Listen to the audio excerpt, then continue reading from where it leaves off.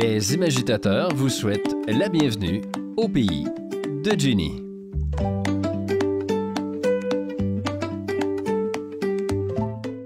Hello, ici Jenny pour les imagitateurs du JDR. On retrouve ce petit temps d'interview, ou plutôt de discussion, avec des invités de qualité. On reçoit ici des personnes qui ont, elles aussi, imagité à leur façon le jeu de rôle classique. Allez, on embarque. Bienvenue au pays de Jenny.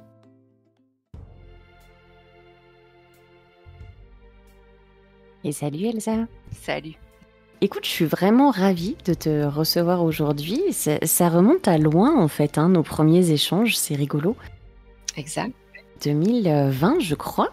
Oui, effectivement, c'est vrai. Est-ce que tu as envie de commencer cette interview par une petite présentation? Parce qu'au-delà de l'interview qu'on fait toutes les deux aujourd'hui, toi, tu es sur pas mal de projets. Ta chaîne est très fournie, il y a beaucoup de choses à regarder. Je vais me présenter un peu plus en détail. Mon nom, c'est Elsa Bray-Dussault. Donc, dans la vie de tous les jours, je suis psychologue clinicienne. Ça veut dire que je vois des clients, des enfants, adolescents, adultes en psychothérapie. Mais en parallèle de ça, je me suis beaucoup intéressée à travers mes études puis ma vie personnelle au jeu, tout ce qui est la ludification, donc l'utilisation du concept de jeu de rôle, jeu de société, jeux vidéo, sur le bien-être, la santé mentale. Et ça m'a amené en 2020 à créer la chaîne YouTube et le podcast Ludipsy. Ça a commencé en fait par des articles, puis éventuellement ça a évolué en podcast, éventuellement en chaîne YouTube. Ce qui m'a amené aussi à rencontrer plein de personnes vraiment intéressantes dans le domaine du jeu et à découvrir, apprendre beaucoup par rapport au jeu. Mon objectif était aussi de soutenir les créateurs, créatrices de jeux et de faire des liens entre justement tout ce qui est l'éducation, les jeux et la santé mentale. D'accord. Ça m'a également amené à effectuer des formations, des conférences sur le sujet. Dans la dernière année, je me suis concentrée un peu plus sur les formations, les conférences, mais j'essaie de faire différents projets en parallèle. Peut-être une autre chose aussi intéressante, c'est je m'intéresse beaucoup à la recherche scientifique en lien justement avec les jeux, ce qui m'a amené à collaborer sur un projet qui s'intéresse à l'expression des émotions à travers le jeu de rôle et également aussi avec la Fédération québécoise de sport électronique. On fait présentement un projet de recherche sur la fatigue mentale en lien avec le e-sport, donc les jeux vidéo. D'accord. Oui, effectivement, tu es sur tout un tas de projets. Je suis passionnée. Ça se sent. Pour moi, c'est pas une surprise. Je suis allée scruter ta chaîne et effectivement, la passion, on la sent dès les premiers mots et on voit bien que tu as un panel d'intervention très large. Je dirais qu'à la base, je suis quelqu'un qui aime beaucoup apprendre, effectuer des podcasts, des balados comme en ce moment, de discuter avec des gens, de s'intéresser au jeu qui est au final très central dans le développement de l'être humain en général. C'est comme un élément qui vient chercher beaucoup de personnes. C'est une belle manière d'apprendre et de se développer, je trouve. Eh bien, bravo à toi. Et je ne peux que conseiller aux futurs auditeurs d'aller jeter un œil sur la chaîne. Vous trouverez bien sûr le lien en dessous de la vidéo. Très, très intéressant, très rafraîchissant. J'ai vu que tu avais aussi participé à des parties de jeux de rôle que tu avais pu mettre en ligne. Oui. Tout un contenu à découvrir. Présentement, avec le podcast Pas de nom, je participe à une partie de jeux de rôle aussi assez intéressante qui se passe en Gaspésie, si jamais vous voulez découvrir un peu une partie du Québec. Merci pour cette présentation. Et je t'avais convié principalement pour pouvoir avoir ton avis sur les effets du JDR sur notre santé mentale. Ce qui est très intéressant avec le concept du jeu de rôle en soi, c'est que ça permet d'aller chercher quelque chose de très instinctif, très naturel et même primordial dans le développement de l'enfant, je le nommais ici.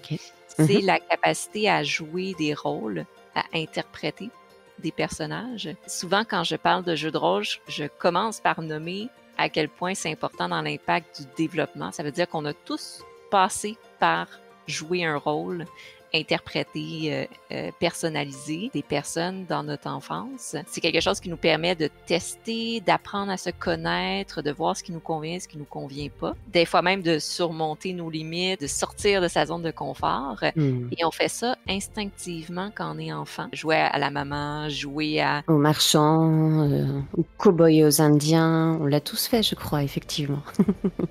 à différents niveaux. Parfois, c'est jouer seul, parfois, c'est jouer en interaction avec d'autres personnes, parfois, c'est intégrer l'univers de quelqu'un, parfois, c'est créer son propre univers. Ça fait partie du développement normal d'un individu. Okay. Et souvent, en grandissant, on perd ce sens-là ludique, ce sens-là du jeu. Et le jeu de rôle permet de retrouver cet élément-là très naturel, important dans le développement, pour différentes raisons, puis de manière beaucoup plus structurée et encadrée, mais ça l'amène à la base, ce retour-là avec la capacité de jouer des personnages, d'interpréter et de se développer en parallèle de ça. Et c'est vrai que ça revient naturellement. Je suis d'accord avec ce terme de ton côté, que finalement, même à des années après la fin de l'enfance, quand on s'assoit pour faire du jeu de rôle, même les premières fois, si on met de côté la timidité, un petit peu les blocages qu'on a en tant qu'adulte par rapport à la façon dont on a grandi dans cette société, je trouve naturellement, on est capable à nouveau de prendre un rôle et de jouer. Exact. Et je pense que tu l'as bien nommé et que c'est assez important. Souvent, ce qui va nous empêcher d'être capable de jouer peut-être un jeu de rôle ou d'interpréter un personnage, ça va être nos croyances ou, disons, nos peurs. La peur d'être jugé, la peur de mal interpréter, les craintes sociales, par exemple. Oui, et oui. Mais au-delà de ça, on a ce désir-là d'être dans le jeu, de jouer. C'est ce que j'appelle le plaisir ludique qui, souvent en grandissant à travers nos responsabilités, les charges mentales, parfois les croyances d'adultes, je vais le nommer comme ça, on perd peu à peu. Et c'est ça que je trouve intéressant dans les profils des personnes qui vont jouer, notamment au jeu de rôle, c'est que souvent, ce qui connecte les gens entre eux, c'est ce désir-là d'être dans le ludique, cette capacité-là à mettre sur pause la partie responsable de notre côté adulte pour être dans le côté ludique. Oui. Et ça, c'est très sain, c'est très, très important d'être capable de balancer ces deux aspects-là. Tout à fait, de faire une petite pause dans le quotidien qui est pas toujours rose pour tout le monde. Je crois qu'on a tous des journées un peu compliquées parfois. Et de pouvoir aller se réfugier dans un monde parfois pas forcément plus rose que le nôtre. Il y a beaucoup de jeux de rôle où on est dans des mondes assez hostiles, mais au moins c'est pas la réalité du quotidien. Et encore là, on est dans le jeu, donc on interprète, les mécaniques sont différentes, les règles sont différentes. Donc, c'est justement sortir du cadre du quotidien, mais dans un environnement avec un début, une fin, une structure, ce qui permet facilement de passer, on va dire, d'un univers à l'autre. Moi, je suis une ancienne timide. Ancienne, je l'ai beaucoup travaillé. Oui. Et le jeu de rôle m'a beaucoup aidée aussi.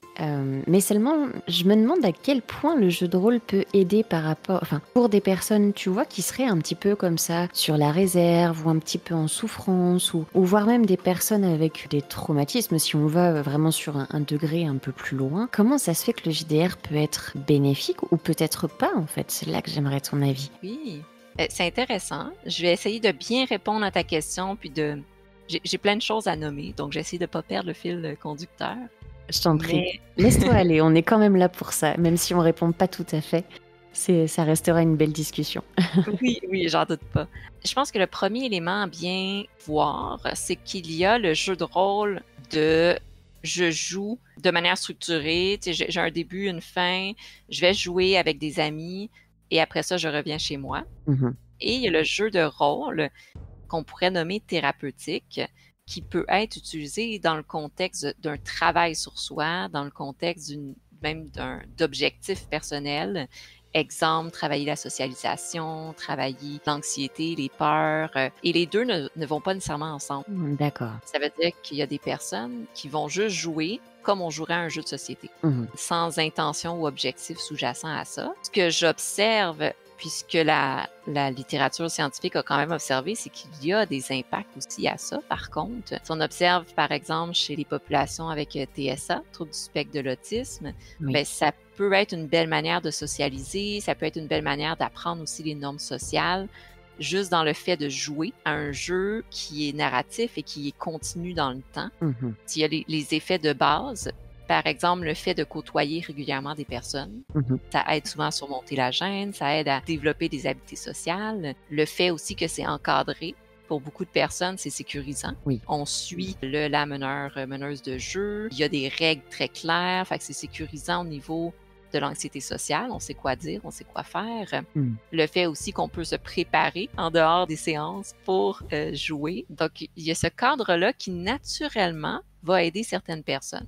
Si on parle de la gêne, par exemple, peut-être au niveau des habiletés sociales, des difficultés de communication. Tout ça, c'est conditionnel à ce que je vais appeler la communauté de jeu. Oui. Ça veut dire, comme dans toutes sortes de jeux ou de contextes sociaux, il y a des communautés qui sont inclusives et favorables à surmonter des peurs ou des inconforts.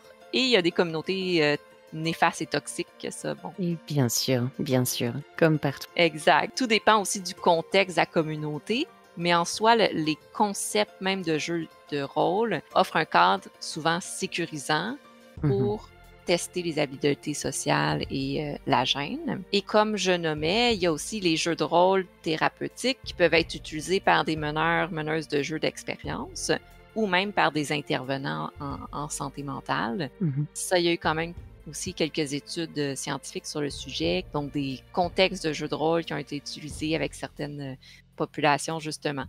On voit que c'est beaucoup plus sur les habiletés sociales et la gêne, voire, c'est ça, TSA ou troubles anxieux, mais il pourrait y avoir plus de recherches sur le sujet. Ok. En tout cas, il y a une possibilité d'avoir un aspect bénéfique aux jeux de rôle. Mais est-ce que toi, tu sais s'il y a un danger à trop y jouer? Oui, c'est une question vraiment intéressante. J'aurais tendance à dire comme toute chose, les extrêmes, c'est jamais bien. En fait, il y a toujours des effets négatifs aux extrêmes. Bien sûr. Que ce soit écouter des séries télé, que ce soit jouer aux jeux vidéo, que ce soit jeux de société, lire même. Et là, ça c'est mon côté psychologue et santé en général qui ressort. Mais le principal élément négatif, c'est, et là ça va peut-être sonner étrange, mais c'est la sédentarité. Et oui. Et c'est la même chose, c'est dans le domaine, c'est ça, les jeux en général. C'est que le jeu de rôle reste une activité très peu active, très sédentaire. Donc, on joue, que ce soit en présentiel ou devant un ordinateur, ça reste qu'on est assis durant des heures. Et oui. C'est rare qu'on prend des pauses, c'est rare qu'on prend vraiment le temps de s'assurer qu'on adopte des saines habitudes de vie à ce niveau-là. Donc, jouer une partie par semaine, 3-4 heures, ben, ça va. Si on joue plus souvent, ben, c'est de voir est-ce que mon rythme de vie en général fait en sorte que je suis extrêmement sédentaire ou pas. Oui. T'sais, si j'ai un travail qui est très actif, je bouge toute la journée, mon 3-4 heures ou plus de partie de jeu de rôle, ben c'est mon moment de relaxation, sédentaire, c'est pas si grave que ça. Mais si j'ai un travail comme moi, par exemple, qui est très sédentaire, je suis assise toute la journée, ben, d'ajouter plusieurs parties de jeu de rôle assis durant des heures, ça peut amener des problèmes physiques à la base. Et oui, et par la suite des problèmes de santé. Avec le contexte de pandémie et autres, il y a eu beaucoup d'études sur le sujet et c'est l'élément principal qui ressortait de manière problématique, le fait que les gens sont de plus en plus sédentaires, peu importe leurs activités en télétravail, jeux de société, jeux de rôle. Ce qui veut dire, pour revenir un peu à ta question, ben, les effets négatifs, c'est dans les extrêmes. Et par la suite, ben, il y a aussi des choses qui peuvent être mises en place pour pas que ça devienne négatif. Aussi simple, par exemple, de mon côté, quand je joue à une partie de jeu de rôle de 3-4 heures, je me lève. Je suis debout au lieu d'être assise. J'ai mes écouteurs, donc je peux marcher dans mon bureau en écoutant ou en jouant en même temps. Donc, tu sais, c'est des petites choses qui peuvent être mises en place pour que ça soit moins néfaste. L'autre élément, plus en santé mentale, le jeu de rôle en tant que tel amène chez certaines personnes en fait un certain stress de performance. Et ça, de manière récurrente, ça peut aussi être très anxiogène pour certaines personnes. Effectivement, de vouloir toujours mieux incarner, mieux mener, tu veux dire?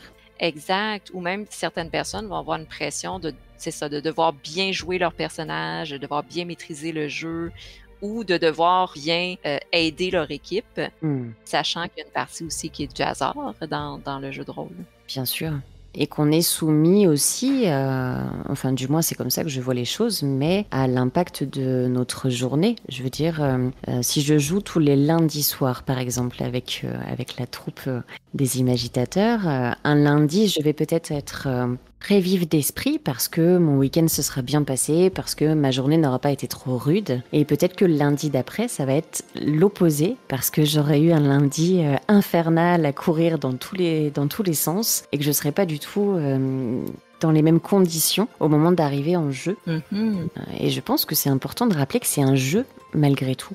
Exactement. On reste autour de cette même table, qu'elle soit virtuelle ou non, pour s'amuser et passer un bon moment. Et dans l'état actuel où on est, si on est fatigué, si on est contrarié, eh bien, il faut faire avec. Comme c'est surprenant parfois, des gens dans des jeux de société qui vont vivre des émotions fortes, être très en colère quand ils perdent ou être très déçus d'eux-mêmes. On peut percevoir la même chose dans le jeu de rôle, que ce soit l'anxiété de performer son personnage, que ce soit la gêne, culpabilité d'avoir nui, entre guillemets, à son équipe, que ce soit l'anxiété sociale, d'interagir avec d'autres personnes. C'est des éléments qu'il faut quand même prendre en considération, selon nos profils de personnes, qui peuvent être épuisants et très énergivores aussi. Là. Et oui. Donc, si on fait 6 parties par semaine, ça se peut qu'à la fin de la semaine, on soit totalement déchargé émotionnellement. Je le déconseille fortement. J'ai fini très fatiguée du jeu de rôle à un moment et je me suis vite calmée en me rendant compte que non, c'était pas possible. Et que j'avais quand même des années devant moi pour découvrir tout ce qui me manquait, donc rien ne pressait.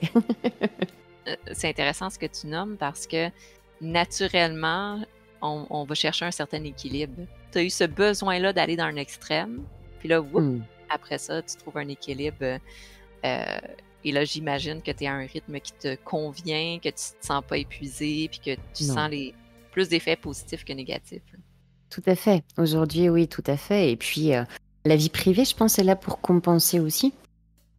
Certaines périodes, quand on a des périodes de travail assez intenses, il faut savoir aussi se dire, bon, malgré tout, le jeu de rôle, même si j'aime ça, enfin, je parle de jeu de rôle, mais en fait, pour tout type d'activité, je pense que ça fonctionne. Là, actuellement, je suis pas dans une période où je peux me permettre de consacrer beaucoup de temps à ces activités-là. Il faut que je lève le pied. Et quand ça reviendra, peut-être que je rechangerai de rythme. Exact. Parce que malgré tout, le jeu de rôle reste un monde virtuel. Est-ce que trop de jeux de rôle pourraient pousser quelqu'un qui n'est peut-être pas dans de très bonnes conditions à la base à mélanger le virtuel et le réel ? Je pense que c'est une inquiétude qui est souvent nommée. Une réponse simple à ça, c'est que pour la majorité des gens, non. La majorité des personnes ont cette capacité-là à mettre une limite mentale et émotionnelle entre un monde créé, virtuel, et un monde réel. Ça veut dire, exemple, aussi simple que lorsqu'on va au restaurant, on va agir différemment que quand on est à la maison. Quand on voit des amis, on s'ajuste socialement, mais on n'est pas... On s'adapte à la situation. C'est la même chose pour un jeu. Si je joue à un jeu de société, il y a un début, il y a une fin. Je vais revenir moi-même à la fin de la partie. Dans le jeu de rôle, c'est la même chose. Donc, on a naturellement cette capacité à déterminer, j'arrive chez des amis, je suis moi, je commence une partie de jeu de rôle, j'interprète un personnage, je suis dans un autre univers. La partie se termine, je reviens à autre chose. Donc, on sort de cette bulle-là du jeu de rôle, mais il y a effectivement des profils de personnes avec certains, exemple, troubles de la personnalité qui pourraient avoir de la difficulté dans des moments de vulnérabilité ou dans des moments de fortes émotions à déterminer le vrai du faux, le réel de l'irréel, mais c'était très, très, très spécifique, très peu probable. D'accord. Si jamais ça l'arrive, je vous invite à aider la personne ou à l'orienter vers des services. Bien sûr, bien sûr.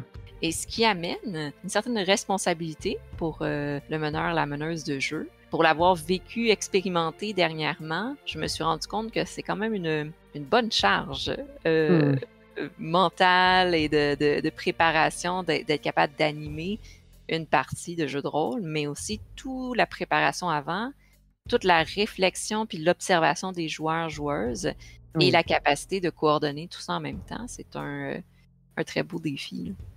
exactement. Tout en gardant une veille sur les joueurs qu'on connaît peut-être plus sensibles. Je l'ai Mhm. expérimenté aussi à peu de reprises, mais effectivement, c'est un sacré challenge.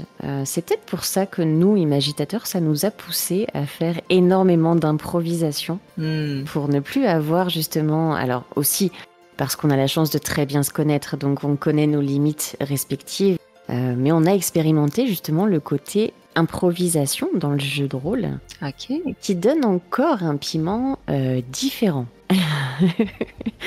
Qui est un Ouais. sacré exercice pour finir, mais par contre très très intéressant, parce que là on travaille l'imaginaire direct. Mhm. Vraiment la capacité à rebondir, à improviser, et justement pour les personnes qui n'ont pas trop confiance en elles, Mhm. c'est très gratifiant. Oui, ben c'est impressionnant. Tu sais, je pense que tu l'as bien nommé, d'arriver à se sentir assez en sécurité et en Mm. confiance dans un groupe de personnes pour pouvoir créer. Parce que c'est ça, en fait, l'improvisation, c'est de la création au fur et à mesure. Oui, On enlève les filtres, puis on nomme ce qui nous passe par la tête, on crée des concepts, des idées. On devient très vulnérable quand on est oui, 100% en processus de créativité spontanée, bien sûr. mais ça génère souvent des très belles choses. C'est parti de ça, je pense surtout notre envie d'improviser, c'est que on est 4 dans la troupe au total. On est 2 personnes sont au Québec, 2 personnes sont en France, donc on joue toujours sur les décalages horaires et qu'on a tous les 4 un emploi avec des horaires très différents.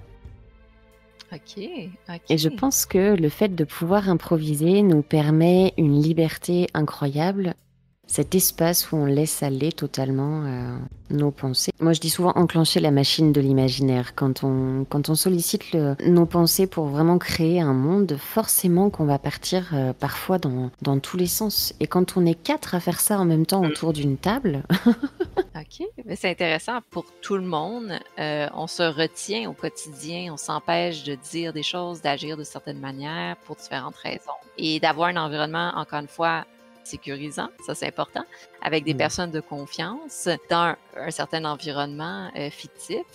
Parfois, on peut laisser aller ce côté-là, être un peu plus soi-même. Souvent, c'est ça, ça peut amener des belles choses créatives, imaginaires ou juste comiques. effectivement, très très intéressant tout ça. C'est incroyable comme l'apport de ton point de vue met des mots précis sur des sensations que je peux avoir. Un grand merci pour ça. Ben, justement, je pense que ce podcast est un bel exemple aussi de spontanément nommer des choses, discuter et hop, il y a des idées, des choses qui sortent de notre discussion. C'est vrai. Et ça me fait plaisir parce que c'était vraiment le but de ce projet. Et je sais toujours pas comment le présenter quand j'en parle d'ailleurs. Parce que c'est pas tout à fait une interview, c'est pas vraiment une discussion, c'est un peu un échange. J'ai parfois pas vraiment de but dans ce que je fais et je me dis juste, bah viens, on discute et puis on voit ce que ça donne. Et bah, très souvent, vu qu'il n'y a pas de but et qu'il n'y a pas d'effet recherché en tout cas, et bah, ça donne quelque chose de vraiment sympa. Dans tous les cas, c'est très plaisant. Et je serais intéressée de savoir, de ta place à toi qui a ce côté très professionnel sur les méandres de nos pensées, quel conseil serait efficace pour des joueurs qui n'osent pas se lancer? Parce que j'ai vraiment constaté que, comme tu dis, il y a beaucoup de communautés dans le jeu de rôle, et certaines paraissent très fermées de l'extérieur. Je pense que tu nommes quelque chose de très important. Et de mon côté aussi, j'ai connu le jeu de rôle assez tard, 2008. Et c'est quelque chose donc que j'ai ressenti il n'y a pas si longtemps que ça. Ce sentiment d'intégrer comme un nouveau contexte social avec des nouvelles règles, une nouvelle structure que je ne Mhm. connais pas. Et ça peut être très, très intimidant au départ. Puis fort probablement qu'il y a beaucoup de joueurs, joueuses qui ont joué des années plus tard de ce qu'ils auraient aimé faire à cause de ça. Mm. Le premier élément, c'est de bien choisir son groupe. Et oui, ça peut être difficile au départ, mais parfois sur certaines pages Facebook ou sur les médias Ouais. sociaux en général, il y a des gens qui vont chercher des joueurs. Donc déjà, ça, c'est une bonne introduction quand quelqu'un cherche un joueur ou une joueuse. À ce moment-là, ben, c'est Souvent, déjà, à la base, ça va être des groupes qui vont être peut-être plus ouverts à faire découvrir les jeux. Il y a aussi quand même sur Discord ou sur les médias sociaux des groupes qui s'affichent plus ouverts aux débutants, plus inclusifs aussi. Quand on commence, c'est important de bien magasiner, et là je mets des guillemets, de bien magasiner son groupe pour voir vraiment s'il convient à nos valeurs. Parce que l'important dans le jeu de rôle, c'est le sentiment de sécurité. Je reviens souvent avec ce mot-là, mais on va quand même partager une expérience, du vécu, des émotions plusieurs fois par semaine, par mois, pendant X nombre de temps. C'est un engagement de temps, mais émotionnel aussi. Donc, on veut s'assurer que le groupe partage les mêmes valeurs, répond à nos besoins. Et ensuite, il y a le reste. Ça veut dire le jeu. C'est comme toute chose, en fait. On n'apprend pas à construire une maison du jour au lendemain. T'sais, on a besoin d'apprendre plusieurs petites techniques, d'avoir des connaissances théoriques. Puis après ça, ben, c'est beaucoup de pratique. Mais si on est dans un groupe et un environnement sécurisant, le reste va se faire de manière fluide.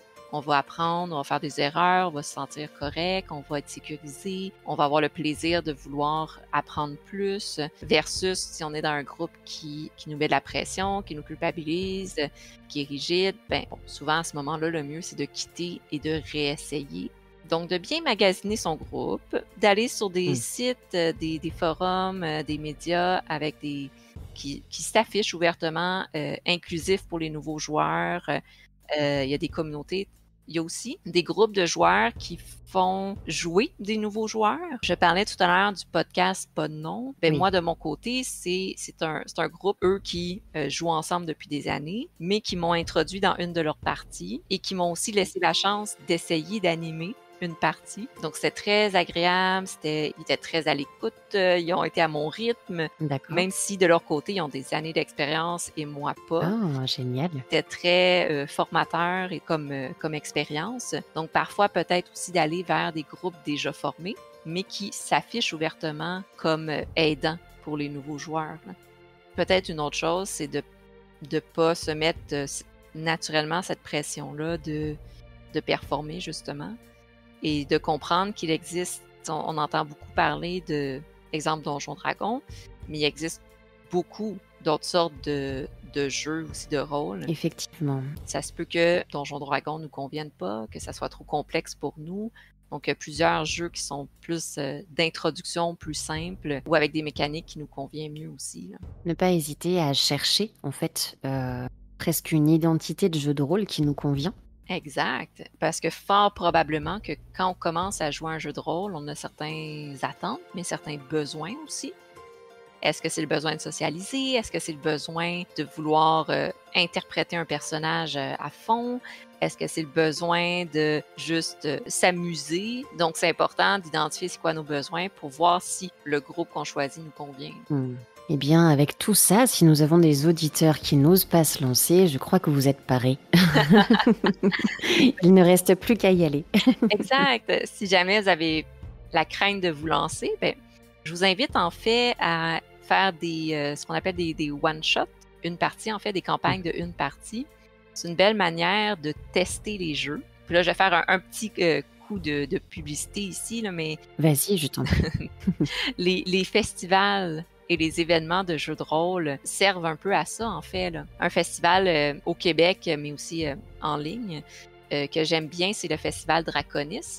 Okay. Il y a une version à Montréal en présentiel, mais aussi il y a une version en ligne. Donc, c'est possible d'y jouer à distance, à l'international. Et c'est plein de parties de différents jeux de rôle qui sont parfois créés par des personnes eux-mêmes. Okay. Sinon aussi des jeux de rôle plus commercialisés.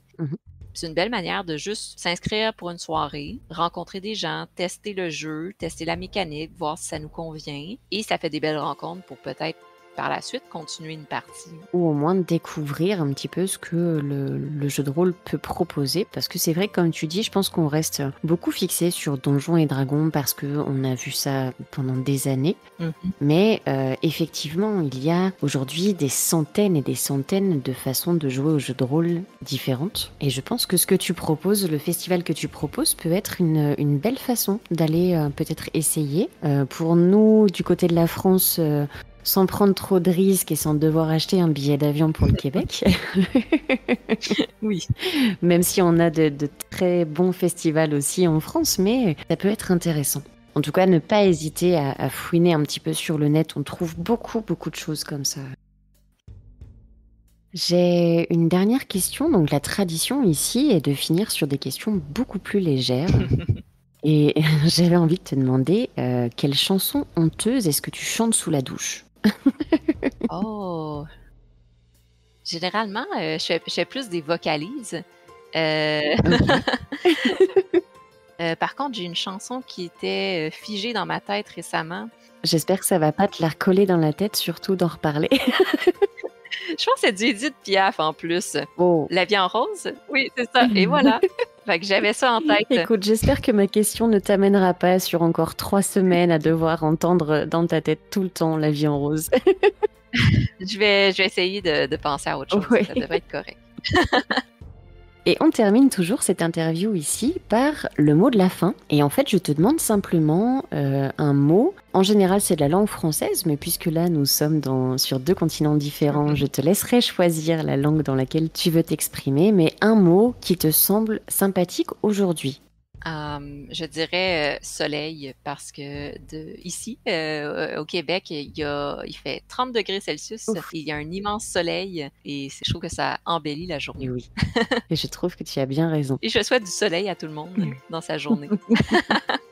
Un grand merci Elsa pour avoir pu venir t'installer un petit peu avec moi et avoir cette discussion. Merci à toi. Je suis contente qu'on ait trouvé un moment pour s'installer, discuter de cette passion-là commune. C'est toujours plaisant de parler de jeux de rôle, de santé mentale, du plaisir de jouer. Je vous rappelle donc les liens sous la vidéo. En les suivant, vous pourrez retrouver Elsa, sa chaîne Ludipsy et peut-être même quelques petits liens qu'elle va me faire parvenir pour découvrir un petit peu l'univers du jeu de rôle autrement. Tout à fait. Merci Elsa, je te dis à très vite. Merci beaucoup. Bye bye. Bonne journée. Donc, je m'amuse à faire de l'opéra sous la douche. J'essaie de pousser ma voix, je suis comme « Oh! »